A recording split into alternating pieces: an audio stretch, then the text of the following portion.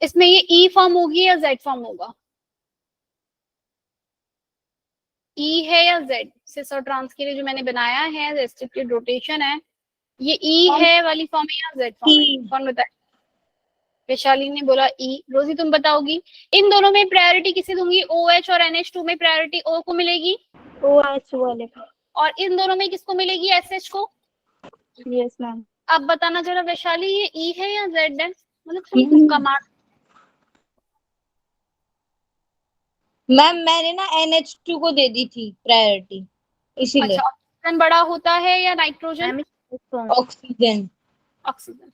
Molecular mass देखना है, कोई ऑर्डर तो होगा। ऑर्डर बच्चे, molecular weight, molecular mass oxygen का ज्यादा होता है, फिर नाइट्रोजन वाला जो भी कुछ रहेगा, पहला बॉन्ड जो अटैच्ड है उसको देखते हैं प्रायोरिटी के लिए, ठीक है। और मॉलिक्यूलर वेट के बेसिस पे, और मॉलिक्यूलर वेट के बेसिस पे अगर बच्चे बाय चांस ऐसा आ जाए, सपोज CCl3 आ गया और दूसरा वाला आ गया कार्बन COOH आ गया, इन दोनों में अब देखो भाई, उस ये जो कार्बन था, मतलब ये जो डबल बॉन्ड के पास जो ये दोनों लगे थे ग्रुप, इसमें क्या थी मेरे पास प्रायोरिटी? दोनों के पास कार्बन था, पहला नंबर दोनों के पास क्या था, क्या लगा हुआ था? कार्बन का ही लगा था। फिर अब कार्बन जब दोनों का सेम है तो कौन सा वाला देखूंगी मैं? उससे अगला। उससे अगला इसके पास क्या लगा था? क्लोरीन लगा था, क्लोरीन। और यहाँ पर इस कार्बन के पास अगले क्या लगे थे? ये ऑक्सीजन, ऑक्सीजन। बात समझ में आई? तो प्रायोरिटी किसे मिलेगी CCl3 और COH में से? जल्दी बोलो भाई, किससे मिलेगी CCl3 COH में से? मैम क्लोरीन को, क्लोरीन वाले को। बात समझ में आई? हाँ या ना? आदर्श समझ में आया? प्रायोरिटी बाकी सबको समझ में आया? हम प्रायोरिटी कैसे डिसाइड करेंगे? Yes ma'am. ठीक है। मैम एटॉमिक मास या एटॉमिक वेट? मुझे तो नहीं पता दोनों में क्या डिफरेंस होता है। एटॉमिक मास, जो उसका मॉलिक्यूलर मास जो भी है, एटम का जो मास है वो। नेक्स्ट आ जाओ। अगर मेरे पास ऐसे ही, अगर मेरे पास कुछ सेम आ गया ना, सपोज CHO है और COOH है, इन दोनों में से किसको प्रायोरिटी दोगे? Ma'am COOH। COOH को। क्यों भाई? क्योंकि यहाँ कार्बन के साथ जो ऑक्सीजन लगे, आप कहोगे यहाँ पे ऑक्सीजन लगा है, ऐसे यहाँ पर जो ये ऑक्सीजन लगा है, यहाँ इसको मैं बॉन्ड को तोड़ के बताऊंगी कि इसमें जो दो बॉन्ड लगे हैं वो दोनों ही बॉन्ड किससे अटैच्ड है? दो ऑक्सीजन से। यहाँ जो दो बॉन्ड लगे हैं वो कितने ऑक्सीजन से अटैच्ड है? एक, दो, और दो ये, और तीसरा ये। क्लियर हो गई बात? तो यहाँ पे जो प्रायोरिटी है वो COH को मिलेगी। ऐसे ही अगर मेरे पास ट्रिपल बॉन्ड आ गया और एक आ गया मेरे पास डबल बॉन्ड, अब दोनों में से किसको प्रायोरिटी मिलेगी? Ma'am triple bond. Triple bond को। क्यों भाई ट्रिपल बॉन्ड को? मतलब ये वाला कार्बन भी अटैच, ये भी कार्बन से अटैच था, इससे अगला वाला दो कार्बनों से अटैच था, और इससे अगला वाले कितने कार्बन से अटैच था? मतलब तीन कार्बन से ही था, बट जो उसके तीनों बॉन्ड थे वो किस पे जाकर मिल रहे थे? इस कार्बन पे। क्लियर हो गई बात? हाँ या ना? ठीक है, पहले तो हमें देखना है डायरेक्ट वाला देखेंगे। अगर डायरेक्ट अटैच जो है वो ज्यादा है तो उसको प्रायोरिटी देंगे। चलो प्रायोरिटी की जो बात है वो सब सॉल्व हो जाएगी। क्वेश्चन सॉल्व करके बताओ, ये आर कॉन्फ़िगरेशन आर होगा या एस कॉन्फ़िगरेशन, कौन सा होगा? अच्छा, ये जो मैंने इसमें जो वेज लाइन ऐसे बनाया, एस होगा मैम में। ये डैश डैश डैश बनाया है, इस बात का मतलब है कि ये डाउनवर्ड है। ठीक है, ये डाउनवर्ड है आपका।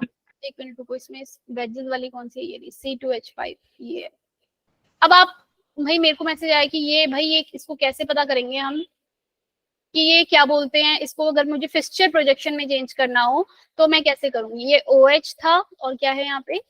NH2 और क्या था? हाइड्रोजन और C2H5। हाइड्रोजन और ये है आपका C2H5। क्या बताया भाई? ये 3D स्ट्रक्चर होती है, ये 3D फॉर्म में ऐसे करके दिया हुआ है। एक प्लेन जो डैश लाइन है वो आप प्लेन से पीछे, मतलब प्लेन, ये जो प्लेन पेपर अगर जब आप बना रहे हो तो नीचे की तरफ गया ये H, ऊपर की तरफ आया C2H5। इसको मुझे 2D वाली फॉर्म में बनाना है, मतलब ये फिक्सचर प्रोजेक्शन में बनाना है। तो मैंने बोला कि ये जो जहां पर भी जिस साइड भी आपको ये दोनों दिखेंगे ना, उसके बीच में अपनी मतलब आंख को रखना है। बात समझ में आई? अब ये बोल रहा है आंख को रखे कुछ दिखना, और मैडम आपने आंख रखवा रखवा के आंख में मेरे फ्लू करवा दिया। मतलब आदर्श सिर्फ आंख के लिए वहां डायग्राम बनाकर देखना था, ये नहीं करना था हाँ आंख डाल के ऐसे देखने ने आपको जो आंखों में फ्लू करवा दिया। है भाई इकरा। और उसके बाद ग्रुप पे पूरा बिल्कुल आतंक मचा रखा है, क्या हो गया है मुझे, मैं क्या करूं, फोन देखूं ना देखूं, मतलब पढ़ाई करने के अलावा तुम कुछ भी कर सकते हो जब आईफीलियो आएगा तो। ठीक है चलो, यहाँ पे आंख को रखा और मैंने देखा ये आई से लेफ्ट हैंड साइड पे C2H5 है, यानी कि मैं अपने यहाँ पे लेफ्ट हैंड साइड पे हॉरिजॉन्टल लाइन पे C2H5 बनाऊंगी और इस तरफ क्या बनाऊंगी, हाइड्रोजन।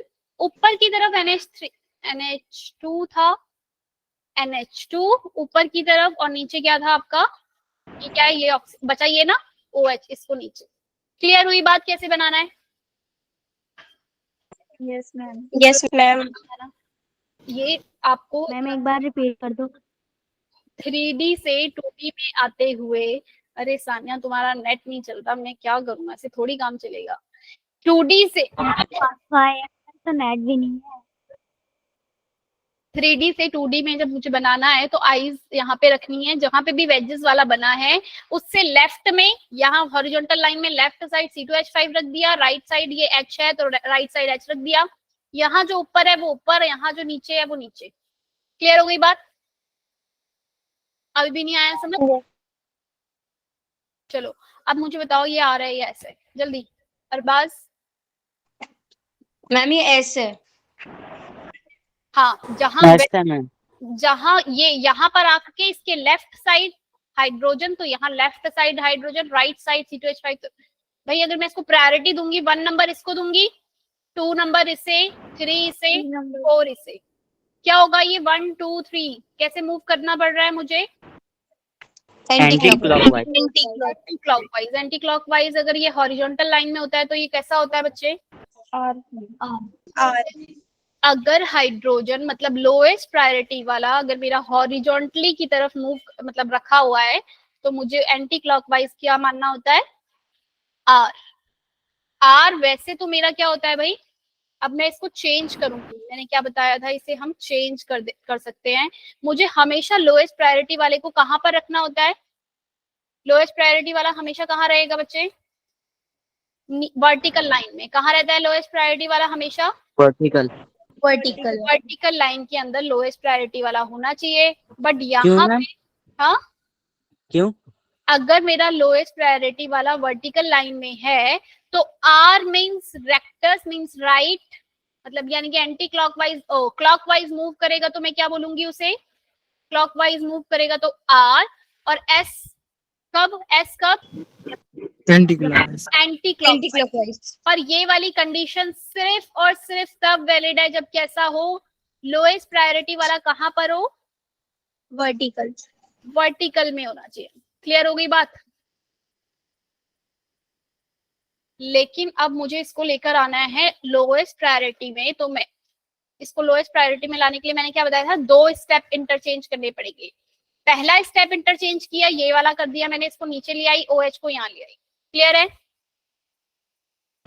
H यहाँ आ गया, OH यहाँ आया, NH2 ऊपर ही था और क्या था यहाँ पे CH3। एक और स्टेप मुझे इसमें चेंज करना पड़ेगा, वो स्टेप कुछ भी हो सकता है, चाहे आप इधर वाले को चेंज कर लो चाहे इस वाले को।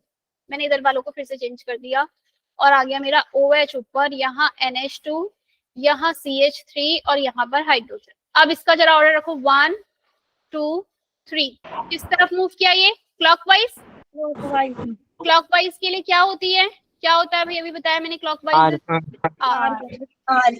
तो इसकी कॉन्फ़िगरेशन इसकी अभी भी आर ही रही, और जब मैंने ऊपर हॉरिजॉन्टल वाले से निकाली थी तब भी क्या रही थी, ये आर ही रही थी। पर अगर आपका एक तरीका तो है, आप वर्टिकल लाइन में लोएस्ट प्रायोरिटी वाले को वर्टिकल लाइन में ले आओ और ये बोल दो कि भाई ये आर है या एस है, आर वाला राइट साइड मतलब क्लॉकवाइज मूव करेगा तो आर, एंटी क्लॉकवाइज मूव करेगा तो एस। ये स्टैंडर्ड है, R means clockwise, S means anti clockwise. पर मेरे पास ज्यादातर जो मेरी वो होती हैं, this is horizontal and this is horizontal and this is vertical. Adarsh क्या कर रहे हो यार, ये हॉरिजॉन्टल और वर्टिकल पूछ रहे हो तुम, लेटा हुआ हॉरिजॉन्टल, ये जो ये वर्टिकल लाइन ये, और ये हॉरिजॉन्टल, ये बच्चा मुझे ऐसे गुस्सा दिलाता है ना, मैंने इसे अल्फा में शिफ्ट करा हुआ है। कब बताया कुछ और ही। यार मैं इसकी बात, इसको ब्लॉक कर दूंगी मैं, और कुछ नहीं, मेरे इसने दिमाग खराब कर दिया। चलो चलो भाई, कोई बात नहीं, हो गया, मजाक हो गया। बच्चे यही बताया है ना मैंने अभी तक आपको, हॉरिजॉन्टल वर्टिकल में जब जो होते हैं तो क्या करना है, और हॉरिजॉन्टल क्या होता है तब क्या करना है। अब मेरे क्वेश्चन दिए हैं, इसमें बताओ जरा मुझे, ये आर या फिर एस, प्रायोरिटी ऑर्डर सेट करो। अपनी जितने भी कंपाउंड में बना रही हूँ उसे अपनी कॉपी में बनाओ, और आर और प्रायोरिटी ऑर्डर दो। प्रायोरिटी ऑर्डर बताने के लिए ही मैंने ये रखा है, मतलब तुम्हें समझ में आया लग रहा है। प्रायोरिटी ऑर्डर इन सब में किसको मिलेगा, कौन बताएगा, फर्स्ट नंबर किसे मिलेगा। आदर्श जल्दी बताओ, फर्स्ट नंबर किसे मिलेगा। सल्फर तानिया, को, किसको, सल्फर, एसएच एस वाले को। तो 1 नंबर दिया इसे। 2 किसे मिलेगा इन सब में, ऑक्सीजन को, OH को। सेकेंड, फिर इन दोनों में कार्बन था, बट इसमें कार्बन के बाद हाइड्रोजन है, इसमें कार्बन के बाद ऑक्सीजन, तो 3rd नंबर इसे मिलेगा। 4th इसे। इसमें ऑलरेडी 4th जो लोएस्ट प्रायोरिटी है वो वर्टिकल लाइन पे। आदर्श वर्टिकल मीन दिस। क्लियर है इतनी बात, हम सब करो। एक तो माइक ऑन नहीं करते, मुझे बार बार बैक आके देखना पड़ता है। ठीक है, अब जरा बताओ ये आर होगा या एस। 1 2 3 आर, क्योंकि ये क्या मूव कर रहा है आपका, क्लॉकवाइज। क्लियर है, यहाँ सेट करो प्रायोरिटी। फर्स्ट नंबर किसे मिलेगा इन सब में, डबल बॉन्ड। अरे मैम क्लोरीन। क्लोरीन, क्लोरीन को, है ना। मास इन पहले मैं सबसे पहला वाला देखूंगी बच्चे, सबसे पहले नंबर पे जो अटैच्ड है वो। क्लियर है इतनी बात, फर्स्ट नंबर जो अटैच्ड है उसका सबसे पहले क्लोरीन अटैच्ड है, उसके बाद दूसरे नंबर वाला ऑक्सीजन, अब इन दोनों में अगर ये दोनों ही कार्बन से अटैच थे, पर ऊपर इस वाला वाले कार्बन के एक हाइड्रोजन था, अगला कार्बन था, और इस वाले कार्बन पे एक हाइड्रोजन था, और 2, मतलब ये जो डबल बॉन्ड है इन दोनों को ओपन करके कर दिया। तो अब इसके बाद 2 कार्बन है, इसके बाद एक ही कार्बन है, प्रायोरिटी किससे मिलेगी, इसे। अगेन 4th लोएस्ट प्रायोरिटी वाला नीचे आ गया, ये क्लॉकवाइज मूव कर रहा है, आर को कॉन्जुगेशन होगी आर। इसमें बताओ, इसमें इस वाले कार्बन की और इस वाले दोनों की अलग अलग बता रही है। अच्छा, जो भी हमने पीछे किए वो सारे ऑप्टिकली एक्टिव थे, क्योंकि उनके पास कायरल सेंटर था। कायरल सेंटर मतलब कि क्या, जिसमें क्या होता है, कायरल सेंटर माने क्या होता है बच्चे, जिसमें ऊपर वाले का एस आएगा, चारों, नीचे वाले का आर। नहीं, अच्छा तुमने बता दिया, इसका आंसर बता रहे हो ऊपर वाले का एस और आर। अभी रुको, और कायरल सेंटर होता है जिसमें चारों आपके जो बॉन्ड है वो जो चारों लगे हुए हैं, वैलेंसी कार्बन की जो चारों है वो चारों डिफरेंट डिफरेंट है, ठीक है। अब इसमें बताओ जल्दी से, क्या बताया भाई, अरबाज ने क्या बताया, आर, ऊपर वाले आर। का। बाकी लोग, विशाली, फर्स्ट नंबर किसे मिलेगा, इसको, यस OH को। अब इन दोनों में बताओ सेकंड किसे दूं, ये वाला कार्बन से अटैच था, ये वाला भी कार्बन से अटैच था, सेकंड नंबर किसको मिलेगा, जल्दी बताओ। ऊपर वाले कार्बन को मैम, CO।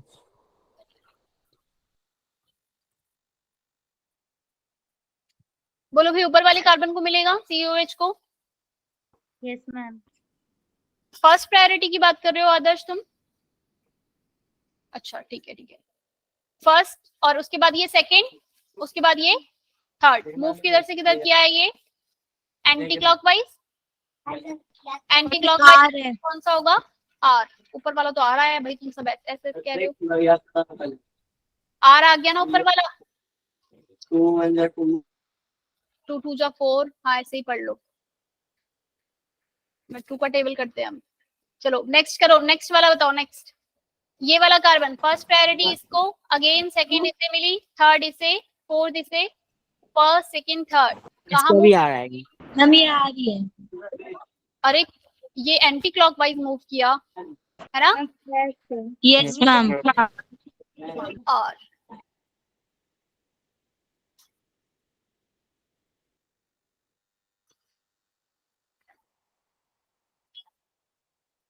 दोनों ही आर और आर आ गए, भाई आर आर।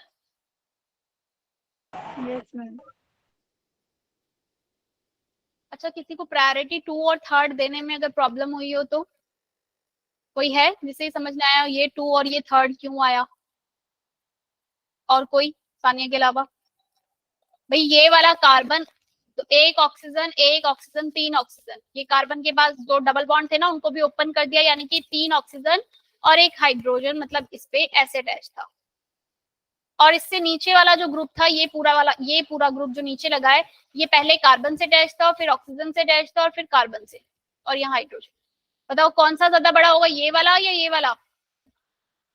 तानिया, COOH बड़ा होगा या ये जिसके पास एक ऑक्सीजन, एक कार्बन, एक हाइड्रोजन, और इसके पास 3 ऑक्सीजन? किसका वेट 3 ज्यादा? ऑक्सीजन वाला मैम। 3 ऑक्सीजन वाला। क्लियर है? हाँ बोलो, और कोई कुछ पूछ रहा है? नहीं क्लियर है ना यहाँ तक?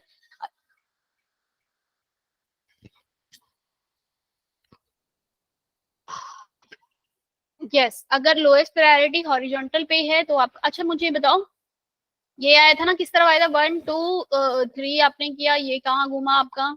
Anti clockwise. और ये भी आपका 1 2, दोनों ही आपके एंटी क्लॉक घूमे भाई, आया ना? Yes ma'am. ओके। अच्छा मुझे एक बात बताओ, ये आपका ऑप्टिकली एक्टिव है या इनएक्टिव है? ये कंपाउंड ऑप्टिकली एक्टिव है या इनएक्टिव है? Ma'am active. Optically active. एक, दोनों के पास दोनों कार्बन पे क्या थे मेरे? कायरल सेंटर प्रेजेंट थे, ठीक है? यहाँ पे भी कायरल था, यहाँ पे भी कायरल था, तो ये R था और ये भी क्या था? R। क्या मैं ये अगर ऑप्टिकल आइसोमर है तो इसका एक मिरर इमेज बनेगी। Yes ma'am. इस मिरर इमेज का जो ये वैल्यू है वो क्या आएगी बच्चे? OH क्या आएगी? H। ये कायरल सेंटर जो है इसकी वैल्यू क्या आएगी? ये टार्ट्रिक एसिड ऐसे है, आएगा। टार्ट्रिक एसिड बोलते हैं इसे, याद कर लेना, कभी कभी एग्जाम में टार्ट्रिक एसिड सिर्फ ऐसे ही लिखा आ जाएगा। टार्ट्रिक एसिड के सारे आइसोमर्स बनाओ, टोटल कितने आइसोमर्स बनेंगे, ठीक है? टार्ट्रिक एसिड के टोटल कितने आइसोमर्स बनेंगे भाई? एक तो COOH, 4 बनेंगे। और 4 बनेंगे, कौन बताएगा भाई? 4 बन रहे हैं? Yes ma'am. ऑप्टिकल आइसोमर तो 4 ही बन रहे हैं।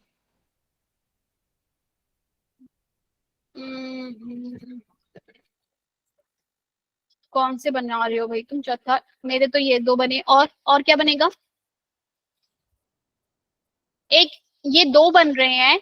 ये वाले का तो भाई जो मिरर इमेज होगी बच्चे, ये मीजो कंपाउंड है। मीजो कंपाउंड जो होता है वो ऑप्टिकली क्या होता है? ये मीजो है, बीच में से इसकी सेंटर ऑफ सिमेट्री प्रेजेंट है, मीजोमर बन रहा है। इसकी जो मिरर इमेज है वो सेम है, ये दोनों मिरर इमेज नहीं है। इसकी मिरर इमेज बनाओगे,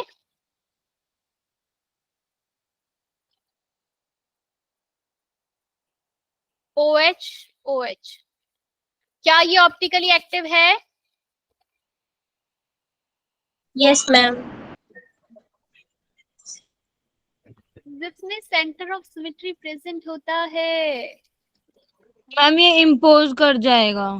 अरे मिरर इमेज तो बनेगी, सुपर इम्पोज नहीं भी करेगी, क्लियर है? इन सारी चीजों पे ये खरा उतर रहा है भाई, सुपर इम्पोज नहीं करेगा, मिरर इमेज बनेगा। बट बच्चे ये बीच में उसके किसी एक के पास भी अगर सेंटर ऑफ, कैसे भी सेंटर ऑफ सिमेट्री आ गया, तो यानी कि ये क्या है? मतलब अगर मैं इसे 2 पार्ट्स में डिवाइड करूंगी, ऊपर और नीचे, मुझे सेम मिलेगा, तो ये आपका ऑप्टिकली इनएक्टिव है। कैसा है ये? Optically inactive.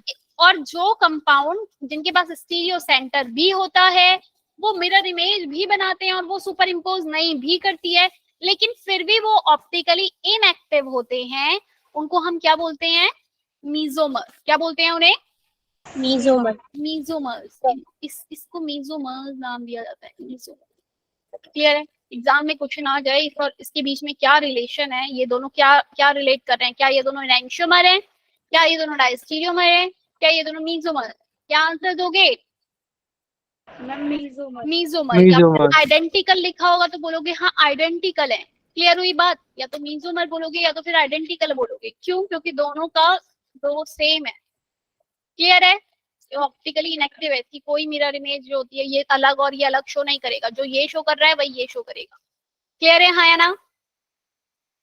Yes ma'am. ठीक है, अब जरा इसके मुझे कॉन्फिग आर और एस की वैल्यू जल्दी से फाइंड आउट करके बताओ, कौन सा आर कौन सा एस।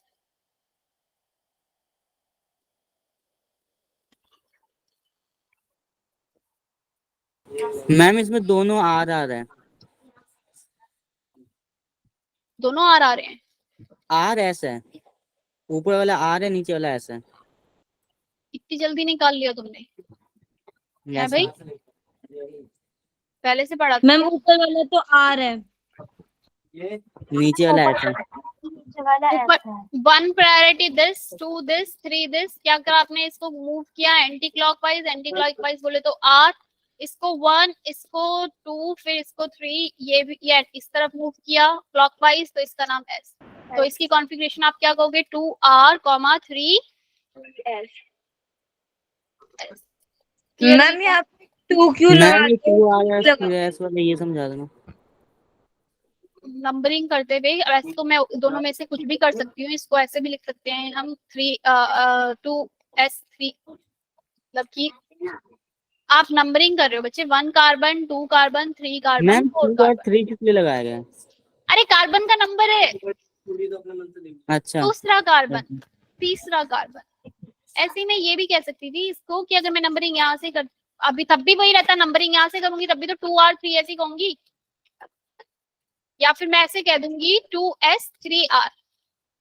दोनों बातें आइडेंटिकल है, अगर मैं इसकी मिरर इमेज बनाऊंगी वो और ये दोनों ही क्या होंगे? आइडेंटिकल, यानी कि हम इसे क्या बोलते हैं? मीजोमर। क्या बोलते हैं इन्हें? मीजोमर। बस बहुत बात हो गई इस पेपर, इससे ज्यादा नहीं। इनैंशियोमर कौन से होते हैं? जो मिरर इमेज बन रही होती है वो उसके, सपोज आपने ये टार्ट्रिक एसिड का ये बनाया था ना COH, एक बार इनैंशियोमर और देख लो लास्ट टाइम, अभी हमने ये किया था, इसमें ये वाला कौन सा आया था? आर या एस? ऊपर वाला एस आएगा मैम, एस। कौन सा आ रहा है भाई? एस। एस। ये वाला भी क्या आएगा आपका? एस। दोनों ही एस आ रहे हैं। इसकी मिरर इमेज बनाओ, मिरर इमेज बनाओगे HOH OH H COOH। अब बच्चे ये और ये आप निकालोगे तो क्या आएगा? R और तो यानी कि ये तो बना इसका एक ऑप्टिकल एक्टिव आइसोमर्स, इसके दो ये हो गए और एक वो मीजोमर वाला हो गया। तो टोटल आइसोमर्स टार्ट्रिक एसिड के कितने बनते हैं? 3। कितने बनेंगे? 3। टोटल नंबर ऑफ आइसोमेर्स निकाल भाई, ये क्लियर है ना? ये 1 और 2 आपस में क्या है? इनैंशियोमर। क्या बोलूंगी मैं इन्हें? इनैंशियोमर। और ये ऑप्टिकली एक्टिव होते हैं तो इसको मैं काउंट करती हूँ, ठीक है ना, ऑप्टिकल आइसोमर्स के अंदर। लेकिन जो मीजोमर होता है उसकी मिरर इमेज को काउंट नहीं करते। तो टोटल नंबर ऑफ, जब मुझे आइसोमर निकालने हो, टोटल नंबर ऑफ आइसोमर्स का कितने हैं, तो उसका फॉर्मूला है 2 की पावर n, और n क्या है यहाँ पे? Chiral centre. जितने भी आपके पास जो कायरल सेंटर, जो आपके मॉलिक्यूल है उसमें जितने भी नंबर ऑफ कायरल सेंटर होंगे 2 की पावर n कर दो। जैसे कि वहां पे 2 थे, टार्ट्रिक एसिड में कितने थे? ये है आपका, कब? जब मॉलिक्यूल कैसा होगा? एसिमेट्रिकल। अगर मॉलिक्यूल ऐसा हो गया जब आपके पास कैसा है? सिमेट्री, जहां पे सिमेट्री प्रेजेंट है। सिमेट्री बोले तो दोनों इक्वल पार्ट में डिवाइड हो रहा हो, है ना, तो वहां पर टोटल नंबर ऑफ आइसोमर्स का फॉर्मूला होगा टोटल नंबर ऑफ आइसोमर 2 की पावर n माइनस 1। जैसे कि अभी आया मेरा टोटल नंबर, टोटल वहां पे कायरल सेंटर कितने थे? 2 थे, 2 की पावर 2 लगाया, वो मॉलिक्यूल सिमेट्री था इसलिए माइनस का 1 किया, आंसर इज 3। क्लियर हुई ये बात? इसमें प्रायोरिटी ऑर्डर बताओ, एस है या आर है? क्या है ये?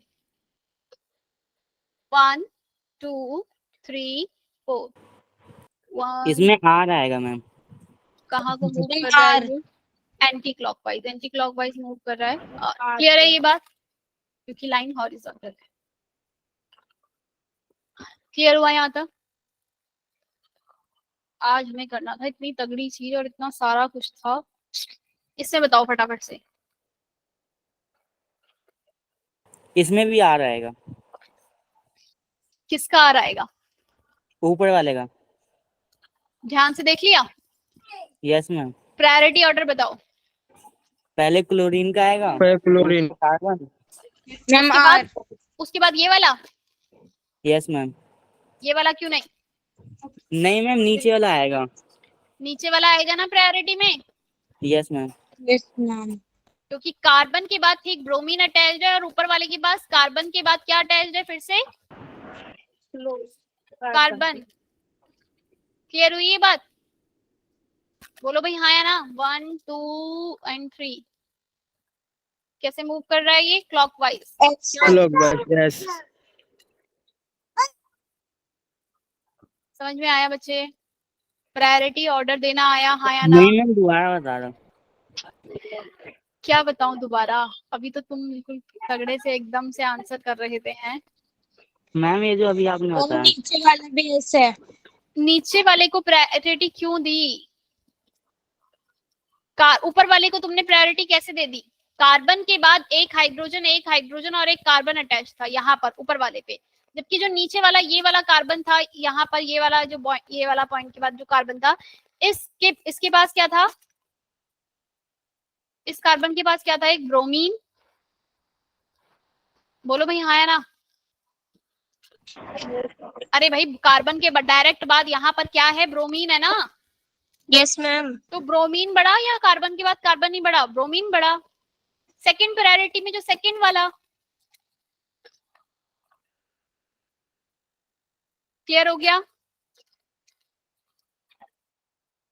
चलो अब ये जो था मेरा क्या आया? एस आया था ना ऊपर वाला, एस। नीचे वाला बताओ क्या आएगा? नीचे वाले का बताओ। एस। 1 2 इसका आएगा मैम। 1 नंबर इसे दिया। इन दोनों में प्रायोरिटी किसको दोगे जल्दी बताओ? CH3 को या जो बड़ा वाला? क्लोरीन वाले को। क्लोरीन वाले को, यानी कि ऊपर वाले को, यहाँ वाले को, है ना? 2 नंबर इसे दिया, 3 इसे। किधर मूव करा है ये? क्लॉकवाइज, यानी कि एस। ऊपर वाला भी एस, नीचे वाला भी एस। यस और नो? Yes ma'am. अरे कुछ गड़बड़ करती मैंने, ऐसी गड़बड़ शायद मैंने कहीं और भी ना करी हो। 1 नंबर इसे दिया है, 2 नंबर इसे दिया है, 3 इसे। कहाँ से मूव करा? ऐसे ही मूव करेगा ना? हाँ ठीक। क्या आया भाई? क्लॉकवाइज आया ना?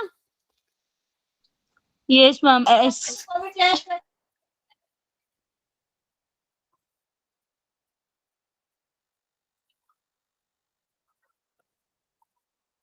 क्लियर है यहाँ तक सबको? जब वर्टिकली में होता है लोएस्ट प्रायोरिटी, मतलब तुम ऐसे वाले कंपाउंड जब भी देखोगे वहां तुम्हें लोएस्ट प्रायोरिटी वर्टिकल में मिलेगी। तो आर मीन्स है क्या? Anti clockwise. और एस मीन्स क्या है? क्लॉकवाइज। कब? जब लोएस्ट प्रायोरिटी यानी कि हाइड्रोजन आपका कहाँ पर है? हॉरिजॉन्टल लाइन पे है। ठीक है, ये बताओ मुझे, ई लिखूं या जेड? जल्दी बताओ। प्रायोरिटी ऑर्डर समझ में आ गया है ना?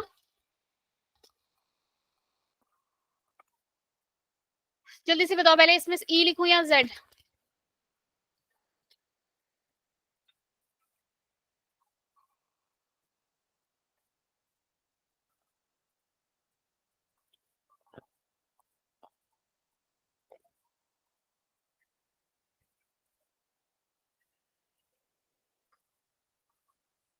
ये C6H5 लिखा है, यानी कि क्या होगा ये यहाँ पे?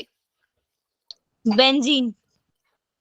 फिनाइल रिंग लगी होगी। और ये क्या है? C6H12, यानी कि मैम ये C6। मैम इसमें नीचे वाले को मिलेगी या ऊपर वाले को? नीचे वाले को। नीचे वाले को प्रायोरिटी में। C6H12 कैसे लगा होगा आपका? मैम ये ई है, ई फॉर्म। बच्चे जो C6H12 होगा मतलब कि ये, और ऊपर यस वाला C6H12 है वो, यानी कि ये। दोनों में प्रायोरिटी किसे दोगे? C6H12 है, H11 है। बोलो भाई, दोनों में प्रायोरिटी किसे मिलेगी? मैम H12 को। अरे भाई डबल बॉन्ड को कहाँ भूल गए क्या? मैम डबल वन को पहले देंगे। कार्बन पे Yes, कार्बन, ma'am. ये वाला कार्बन, ये वाला कार्बन, ये वाला कार्बन, अलग अलग कार्बन अटैच है ना इसके पास।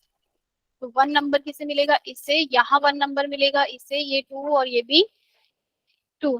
क्या हो गया? ये क्या नाम हुआ इसका? Z। क्लियर है हाँ या ना? ऐसे ही अगर वो वहां पे भी आ गया इस तरीके का तो प्रायोरिटी देखना, मतलब वही डबल बॉन्ड का भी ध्यान रखना है। इसमें बताओ फटाफट से, इन दोनों में प्रायोरिटी किसे दूं? ऊपर वाले को, नीचे वाले को? एक साथ बताने चाहिए।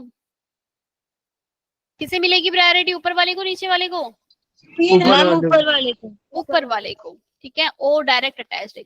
ये सेकंड। इन दोनों में किसे मिलेगी? नीचे वाले को। ओ डायरेक्ट। नीचे वाले को।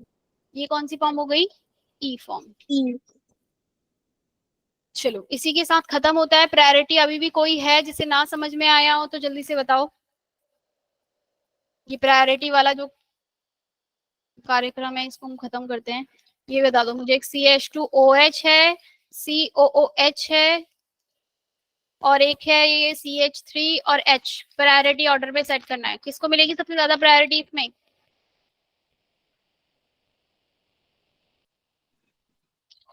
वन टू थ्री या 3 2 1 ऐसे करके लिख के मैम ये लास्ट में क्या लिखा है? Hydrogen, hydrogen comma CH3 CH2 CO है, CH2OH, CH2CO comma CHCl COOH और है CH3। इसमें भी बताओ किसको मिलेगी प्रायोरिटी? ये वाला बताओ पहले, सबसे ज्यादा प्रायोरिटी किसे मिलेगी? मैम फर्स्ट को ही। थर्ड वाले को कैसे मिल जाएगी प्रायोरिटी? थर्ड मैम वाले फर्स्ट। सबसे ज्यादा प्रायोरिटी कार्बन, कार्बन, कार्बन, सबके पास कार्बन था। सबसे नंबर 1 नंबर पे कौन सा होगा? ये कार्बन था। ये वाला कार्बन डायरेक्ट ऑक्सीजन से अटैच्ड है, बट ये वाला कार्बन एक और कार्बन से अटैच्ड है। तो फर्स्ट नंबर प्रायोरिटी किसे मिलेगी? इस वाले को, 1 को, फिर उसके बाद 2, then 3rd, then 4th। Clear है? नेक्स्ट बताओ। सभी कार्बन से अटैच थे, ये भी कार्बन से, ये भी कार्बन से, ये भी कार्बन से, ये भी कार्बन से। अब इसके अगले वाला देखना, इसके अगले वाला तो एक ऑक्सीजन और ये इस तरीके से 3 ऑक्सीजन बन रहे थे। उससे अगले वाला जो था क्या था? एक उससे अगले वाला एक, उसके अगले वाला किससे कार्बन से। कार्बन से अटैच्ड है, 2 हाइड्रोजन। इसके अगले वाला एक तो हाइड्रोजन से और एक क्लोरीन। क्लोरीन से। ठीक है, और एक फिर दोबारा यहाँ पे कार्बन से। उसके बाद ये हाइड्रोजन से। बताओ भाई सबसे ज्यादा प्रायोरिटी किसको मिलेगी? थर्ड वाले को? Yes ma'am. थर्ड वाले को, फिर उसके बाद फर्स्ट वाले को, फिर उसके बाद सेकंड, फोर्थ। क्लियर हो गई बात हाँ या ना? प्रायोरिटी ऑर्डर समझ में आ गया? अब तो अच्छे से आ गया होगा भाई, इतनी बार इतने सारे एग्जांपल्स। मतलब अगर बच्चे मेरे पास मतलब ड्यूटोरियम, ट्राइटोरियम और इस सब में आ गया तो आप प्रायोरिटी किसे दोगे? T को, फिर D को, फिर H को। ऐसे ट्रिपल बॉन्ड, डबल बॉन्ड और इस सब में आ गया तो ट्रिपल बॉन्ड को पहले, फिर डबल बॉन्ड। और ये तुम्हारा सलोनी वाला जो था उससे अलग है। ठीक है, भी मेरे जाते ही सीधा ग्रुप पे मत बोलने लग जाना क्या ये वही वाला प्रायोरिटी ऑर्डर है। इनएंशियोमर क्या होते हैं समझ में आ गया? डेफिनेशन लिख लोगे। जब मिरर इमेज बनती है एक दूसरे के ऊपर सुपर इम्पोज नहीं हो रहा होता और वो मॉलिक्यूल में कोई सिमेट्री प्रेजेंट नहीं होती तो वो क्या होता है मेरे? इनएंशियोमर। ठीक है, इनएंशियोमर्स। उसके बाद रेसिमिक मिक्सचर क्या होता है बच्चे? चलो इनके बारे में हम, रेसिमिक मिक्सचर क्या है? रेसिमिक मिक्सचर बच्चे जब इक्वल अमाउंट में मुझे दोनों एनेंशियोमर्स मिले, मतलब एक तो डी वाला भी जो है मेरा, एक जो डी फॉर्म है वो भी मिले, और दूसरी उसकी जैसे L form D L glucose है, दोनों उसका मिरर इमेज और वो दोनों एक साथ मिलते हैं मुझे किसी के अंदर, किसी सॉल्यूशन के अंदर, तो मैं उस सॉल्यूशन को क्या बोलती हूँ? Racemic mixture. रेसिमिक मिक्सचर माने, और बच्चे जैसे मीजोमर्स जो होता है ना, मीजोमर, जैसे अभी मैंने मीजोमर बनाया, दूसरा एग्जांपल ले लेते हैं, मीजोमर का बहुत हो गया बार बार यही। OH OH ये भी मीजोमर बन रहा है। बोलो भाई मीजोमर है या नहीं? Yes, मीजोमर में ये ऑप्टिकली इनएक्टिव हुआ, optically inactive due to internal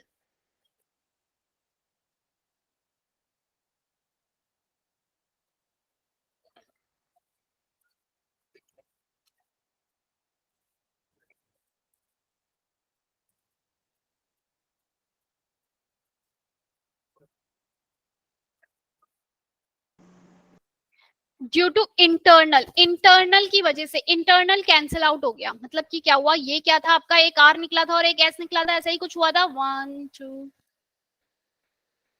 बोलो भैया, ये एक आर निकला था, एक एस निकला था, ये एस आया था ऊपर वाला, नीचे वाला आर, ऐसे कुछ निकला था। अभी Yes, किए थे ना अपने टार्ट्रिक एसिड और ऐसे वाले किए थे ना कंपाउंड।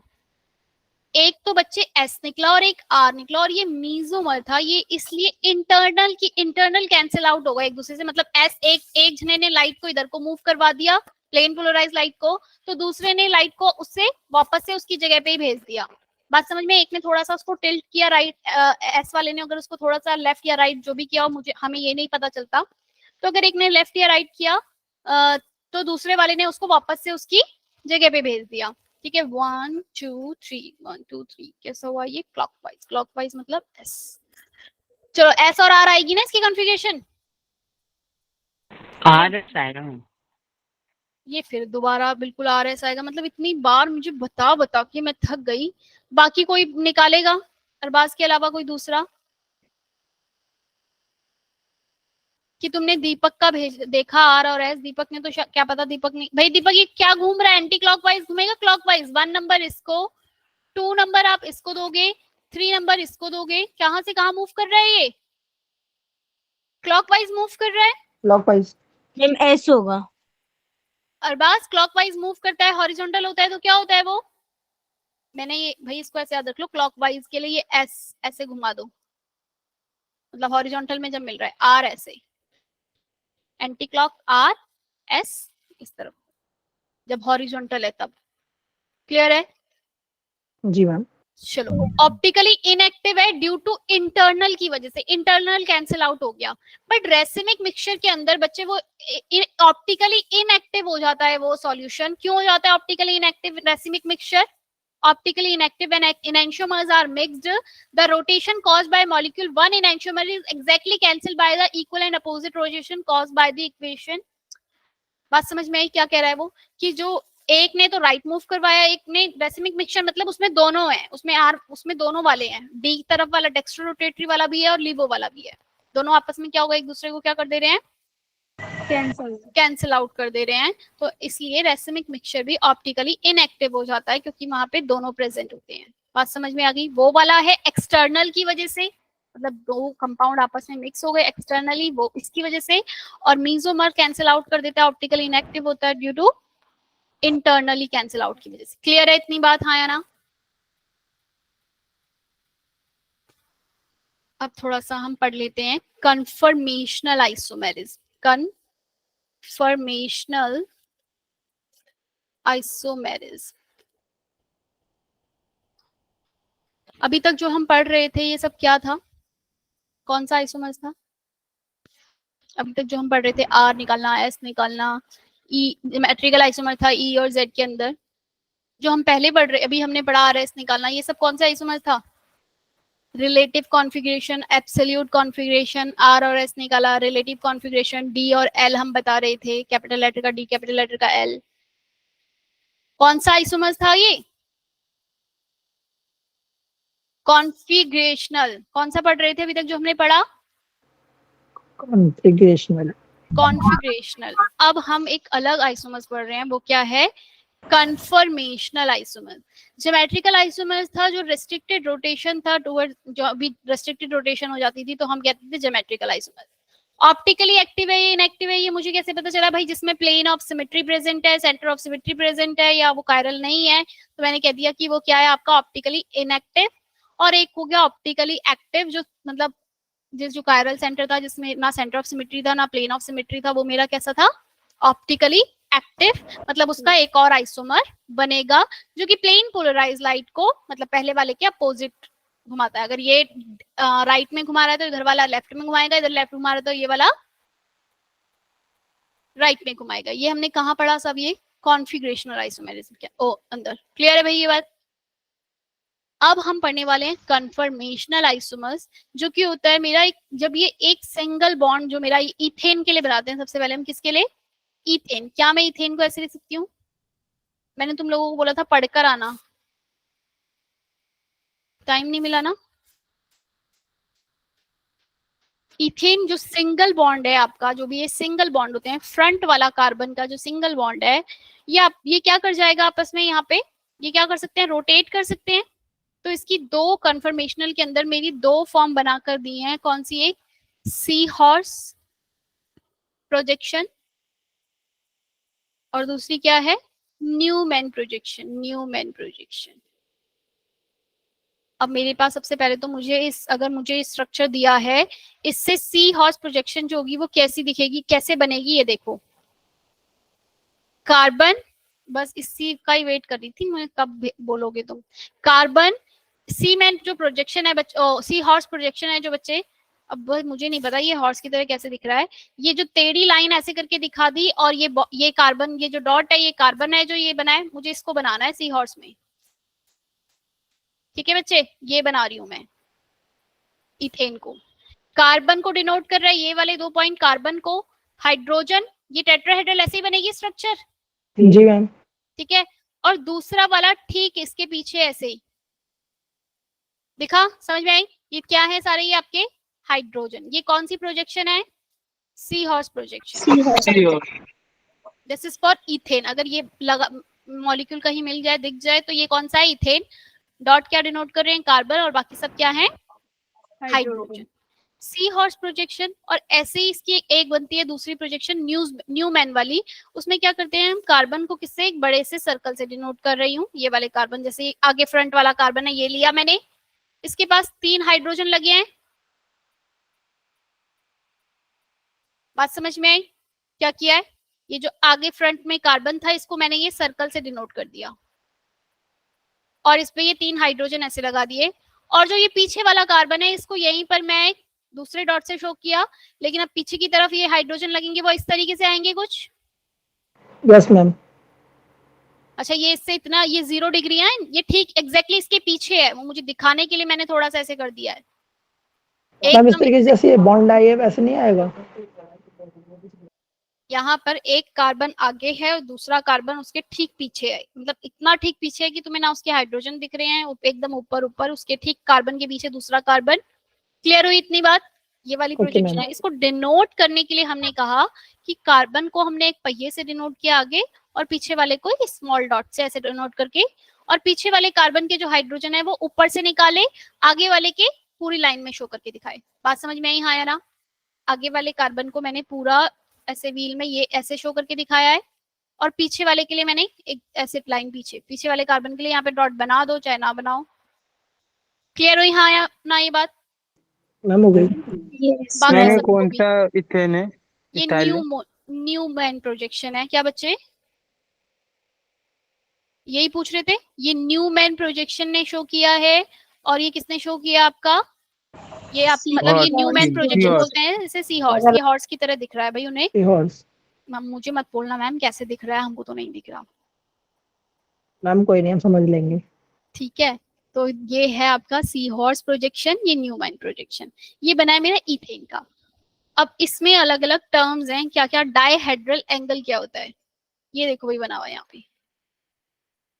अगर मेरे से कुछ गलती हो गई हो तो ये समझ में आ गई बात, कैसे बनाना है ये? अच्छा, ये कन्फर्मेशनल आइसोमेरिज्म सिर्फ और सिर्फ कब बनेगा? जब आपके पास बीच में सिग्मा बॉन्ड होगा। कब बनेगा? पाई बॉन्ड सिग्मा में बॉन्ड नहीं से बन प्रेजेंट सकता, होगा। पाई बॉन्ड में नहीं बनेगी ना सिग्मा रिंग बॉन्ड। में, कहीं पे भी नहीं। ये सिर्फ आपका सिग्मा बॉन्ड के लिए होगा, क्योंकि सिग्मा बॉन्ड में वो रोटेट हो जाएगा। अगर एक को मैं फिक्स करूं, दूसरे वाले को मैं क्या कर सकती हूँ? रोटेट। रोटेट कर सकती हूँ। अच्छा बच्चे, अगर मैं यही जो सी हॉर्स प्रोजेक्शन जो हमने बनाया था, ये कार्बन को मैं हटाई देती हूँ, एक हाइड्रोजन ये ठीक, और ये ठीक इसके पीछे हाइड्रोजन।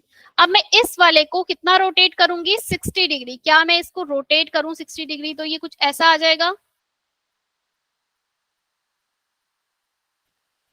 इसको आगे वाले को मैंने फिक्स रखा, पीछे वाले को मैंने रोटेट कर दिया, 60 डिग्री रोटेट किया है। 60 डिग्री मतलब यहां पर आएगा।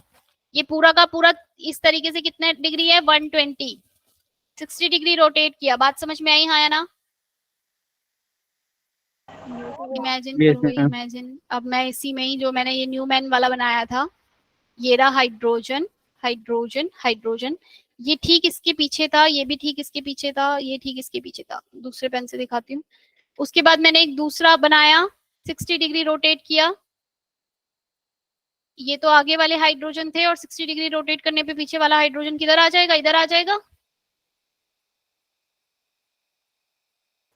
बोलो भाई, 60 degree rotation. Yes ma'am. Clear है ये बात? ये यहाँ पहले वाले से दूसरे वाले पे कैसे आई? आगे वाले को मैंने फिक्स रखा, पीछे वाले को कितना मैंने क्या किया है, 60 डिग्री रोटेट कर दिया। क्लियर हुई इतनी बात? बोलो भाई हाँ या ना, समझ में आया? इस वाली फॉर्म को हम बोलते हैं, जब ठीक एक के पीछे एक होता है, कौन सी फॉर्म बोलते हैं अगर किसी को पता हो तो? इक्लिप्स्ड। ये कौन सी होता है, ये आपका कौन सा कंफर्मेशन है? इक्लिप्स्ड। और ऐसे ही ये कौन सा है आपका? स्टैगर्ड। बात समझ में आई? स्टैगर्ड मतलब क्या?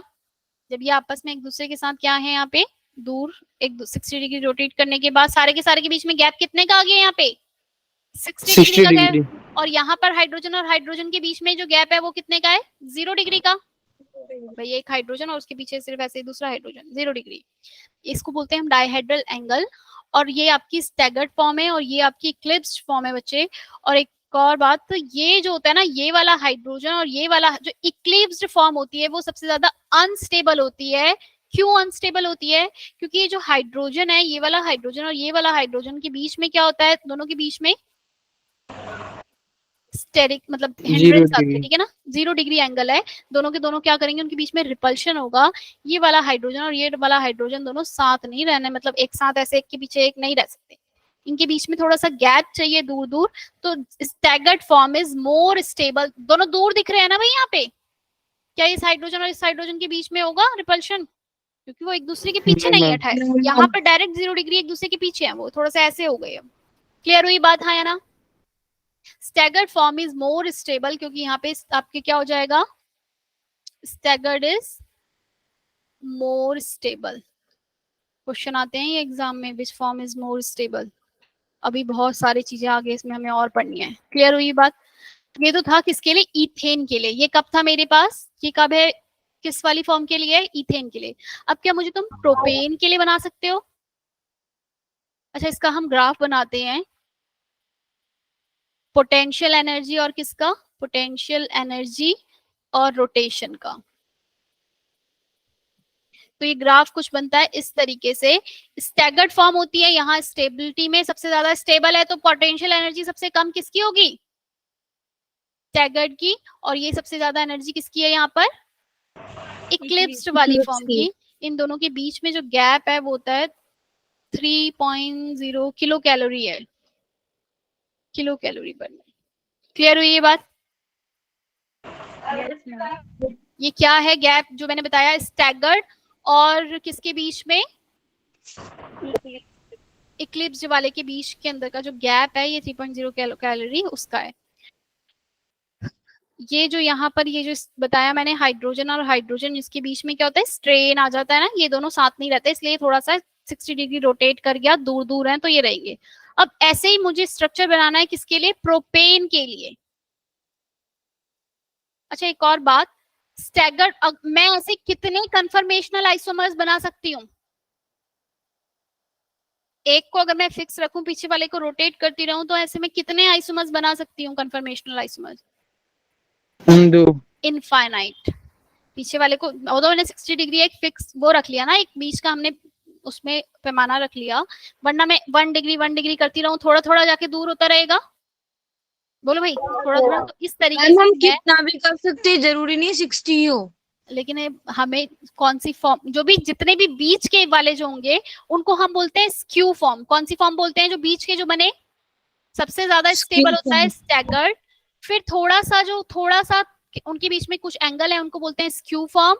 और फिर बनता है मेरा इक्लिप्स्ड। इक्लिप्स्ड मतलब, स्टैगर्ड मींस एक दूसरे के एकदम completely opposite, anti form. Eclipsed मतलब एक दूसरे के ऊपर ओवरलैप हो रहे हैं, मतलब एक दूसरे के ऊपर इस तरीके से दिख रहे हैं, 0 डिग्री का गैप है। और स्क्यू मतलब कुछ भी एंगल बीच के जो भी हैं वो सारे आपके स्क्यू फॉर्म आ गई। क्लियर है हाँ या ना इतनी बात? अब मुझे ऐसे ही सेम बनाना है किसके लिए? प्रोपेन के लिए। हमारे सिलेबस में हेक्सेन तक है, चेयर फॉर्म तक जाना है, अभी पहले प्रोपेन के लिए बनाओ। प्रोपेन का बच्चे हम कैसे बनाएंगे? CH3, CH2, CH3 यही होती है। इसमें से कोई भी आप दो ले लो। एक कार्बन को मैंने ये लिया और एक कार्बन के पास जो ये फ्रंट वाला कार्बन है इसको अगर मैंने माना, इसके पास दो क्या है हाइड्रोजन, एक क्या है CH3। ठीक इसके पीछे जो दूसरा वाला कार्बन है ये वाला कार्बन, इसके पास क्या क्या है, हाइड्रोजन हाइड्रोजन हाइड्रोजन। समझ में आई बात? गौर से देखो, व्हील के, अरे व्हील के ये वाला जो कार्बन है, एक 1 नंबर इसे दे रही हूँ, 2 इसे दे रही हूँ, 3, तो 2 और 3 को लिया, 2 ये रहा, 2 कार्बन ये रहा, इस पे ये क्या लगा हुआ है यहाँ पे, अरे इसको ऐसे लिखूंगी ना CH3 H H, और ये वाले carbon hydrogen hydrogen hydrogen. Clear हुई बात? सानिया आप समझ में आया? आगे वाला कार्बन, हाँ बोलो भाई सानिया। मैम ये HS3 कहाँ से आया? इसमें तो दो ही है। क्या बोल रही है सानिया? आवाज नहीं आ रही भाई। क्या सानिया? मैम एक बार रिपीट कर दो। अरे ऐसे रिपीट थोड़ी करती हूँ मैं, बताना पड़ेगा ना, क्या समझ नहीं आया? ये कार्बन था, इस पे अब हाइड्रोजन, पहले मेरे पास एक कार्बन, ये हाइड्रोजन की जगह यहाँ पे एक और CH3 मॉलिक्यूल आ गया, मैंने इसलिए इस हाइड्रोजन की जगह यहाँ पे CH3 लिख दिया बस। क्लियर?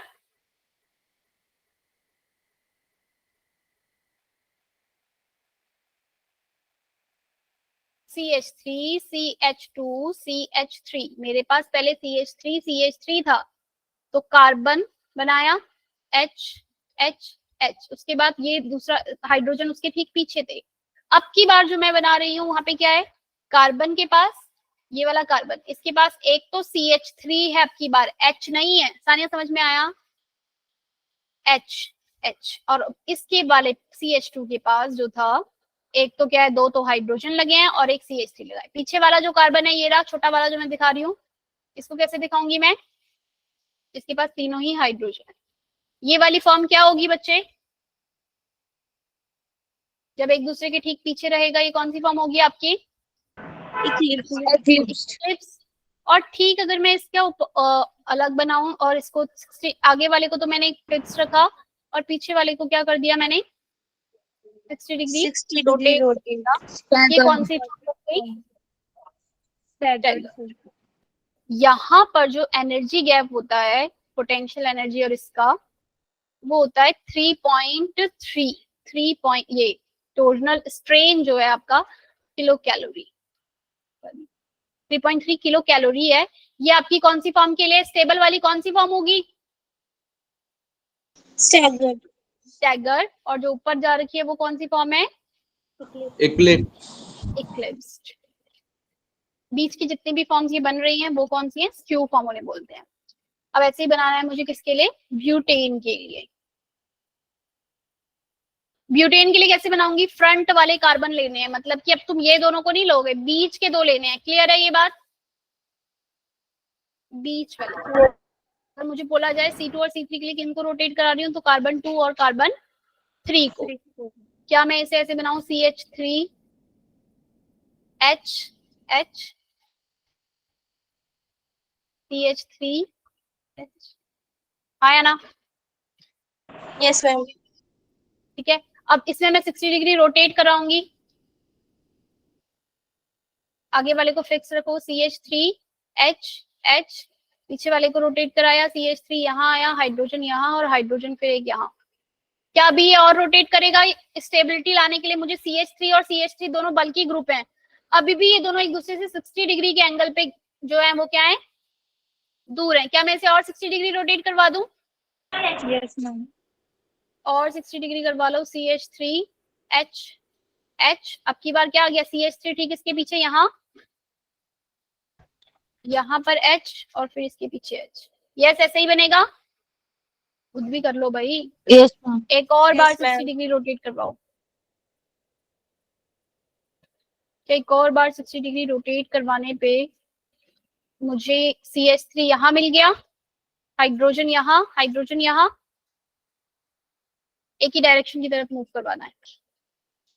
बोलो भाई, दोनों बल्कि ग्रुप एक दूसरे से सबसे ज्यादा दूर मिल गई, 180 डिग्री एंगल पे दूर, एक CH3 ऊपर एक CH3 नीचे। Yes ma'am. क्लियर? तो भाई इसके मेरे कितने बन गए, 4 स्ट्रक्चर बन गए। ऐसे एक और बनेगा इसके, है ना, मतलब इधर को रोटेट करवा के ठीक इसके पीछे आ जाएगा। तो इसमें ये वाली फॉर्म जो होती है इसको क्या बोलते हैं हम, इक्लिप्स। और एकदम टोटली जो बन गया इसको क्या बोलूंगी मैं, स्टैगर्ड फॉर्म। और ये जो फॉर्म बनी है ना इसकी बीच वाली, ये वाली, इसको बोलते हैं गॉशे, जो कंप्लीटली स्टैगर्ड नहीं है, मतलब कंप्लीटली एंटी नहीं है। ये कंप्लीटली एंटी नहीं है, इसे क्या बोलूंगी मैं, गॉशे फॉर्म। और ये भी कौन सी है मेरी, कंप्लीटली इक्लिप्स नहीं है, इसको बोलते हैं स्क्यू, स्क्यू इक्लिप्स। क्या बोलेंगे इसे, स्क्यू इक्लिप्स्ड। मेरी बात समझ में आई, हाँ या ना। जैसे स्क्यू इक्लिप्स, स्क्यू इक्लिप्स कितने, अभी आगे और बनेगा ना, अभी वापस उसी पोजीशन पे नहीं मिला ना मुझे ये, और रोटेट करके देख लें। सेकंड और थर्ड में क्या डिफरेंस है? तुम बता दो मुझे क्या है सेकंड में और थर्ड में डिफरेंस, कहाँ है सेकंड और थर्ड, देखो जल्दी से क्या डिफरेंस है। मैम CS3 जो सेकंड नंबर पे है और जो दूसरे वाले में वो थर्ड नंबर पे आ गया CS3।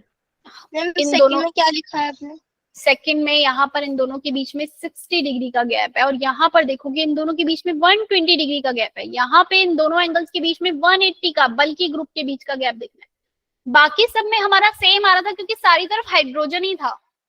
लेकिन अब की बार मेरे पास CH3 ग्रुप, एक 2 CH3 आ गए हैं, मतलब या तो दोनों CH3 एक दूसरे के 60 डिग्री पे होंगे, या 120 पे होंगे, या 180 डिग्री पे होंगे, राइट। चलो ये लिखा है गॉशे, गॉशे, गॉशे, GAUCHE, नहीं समझ में आया, GAUCHE, गॉशे फॉर्म। ठीक है, अब मेरे पास जो इसका ग्राफ बनेगा, पोटेंशियल एनर्जी वर्सेस किसका, रोटेशन जो मैं कर रही हूँ उसका, तो जो वो ग्राफ है, सबसे ज्यादा स्टेबल फॉर्म कौन सी होगी, सबसे ज्यादा स्टेबल कौन सी होगी,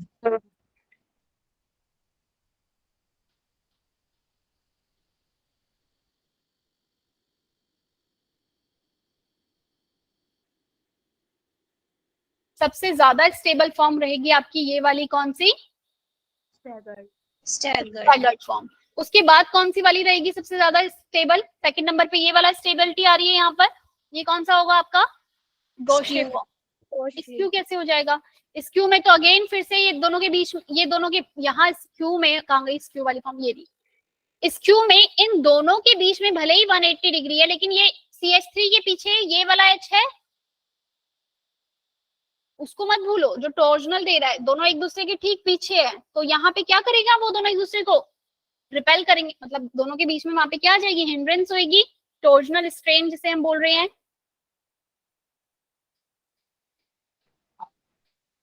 क्लियर है, हमें सिर्फ CH3 और CH3 के बीच का गैप नहीं देखना, दोनों एक, जो आगे वाला CH3 है पीछे वाले से CH3 के हाइड्रोजन के साथ भी क्या होगा, आपस में दोनों क्या करेंगे, स्ट्रेन पैदा करेंगे, एक दूसरे को धक्का मारेंगे, मतलब स्टेबिलिटी नहीं रहेगी वहां पे। क्लियर हुई ये बात। तो दूसरे नंबर पे जो स्टेबल होगा वो कौन सा होगा, गॉशे वाली फॉर्म। भाई गॉशे वाली फॉर्म में तो सब एक दूसरे से दूर ही हैं, कोई किसी को टच ही नहीं, मतलब एक दूसरे पे एंगल ही नहीं बना रहे, आया ना। Yes ma'am. गॉशे वाली फॉर्म में सब एक दूसरे से दूर है ना, ये जैसे बनाई थी हमने इसकी, ये ऐसे बन रहा है ना वो। क्लियर हुई बात, आया ना। Yes ma'am. तो ये गॉशे, उसके बाद ये वाली फॉर्म आ जाएगी स्क्यू इक्लिप्स्ड। स्क्यू इक्लिप्स सबसे ज्यादा अनस्टेबल है हमारा इक्लिप्स। एग्जाम में अगर ऑर्डर, ये भी फिर आपका क्या है, गॉशे, 2 फॉर्म बनेंगी गॉशे की और 2 ही बनेंगी स्क्यू इक्लिप्स की, एक रोटेशन के अंदर, स्क्यू इक्लिप्स्ड। ऑर्डर पूछ लिया जाए एग्जाम में कौन सा वाला ज्यादा स्टेबल, स्टेबिलिटी आपको याद रखनी है, स्टैगर्ड सबसे ज्यादा स्टेबल, देन गॉशे, उसके बाद skew eclipsed, skew,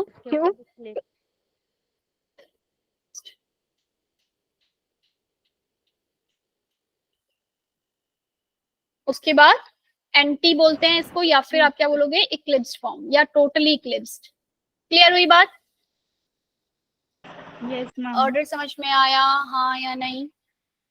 yes class को एंड करते हैं। थोड़ा सा ये देखो, इन दोनों के बीच का जो एनर्जी लेवल है, ये वाला यहाँ से यहाँ तक का,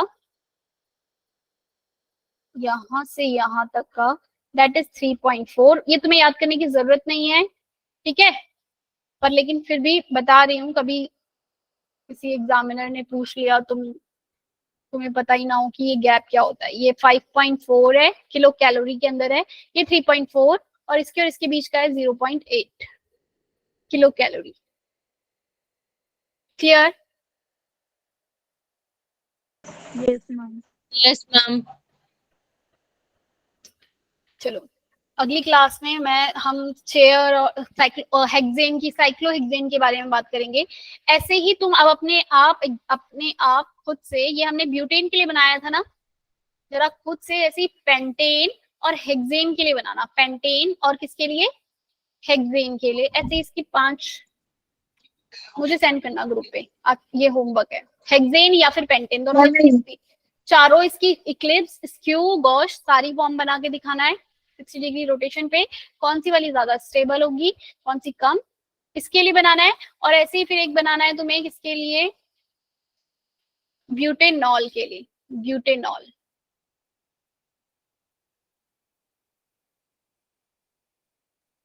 या मैं तुम्हें बता ही देती हूँ किसके लिए बनाना है। ब्यूटेनॉल के लिए नहीं बनाना, डायोल, इथेन डायोल के लिए बनाना है। इथेन डायोल के लिए। अच्छा ये वाला मत करना, ये करना हो जिसे करना, इथेन डायोल सब करना। इथेन डायोल कैसे होगा? इथेन डायोल का स्ट्रक्चर ऐसे बनेगा, OH CH2 CH2 OH। Yes और नो? This is homework. मेरे पास ग्रुप पे सबका आ जाना चाहिए। इसकी स्क्यू, स्टैगर्ड और वो सारी फॉर्म बनानी है आपको, जो भी बन रही है जितनी, जैसे 2 ही कितनी बनेंगी बना के देखना। Ma'am good night. Skew, staggered और इक्लिप्स। ठीक है, bye bye. Bye everyone, bye bye. Bye ma'am, good night. Bye ma'am. Bye.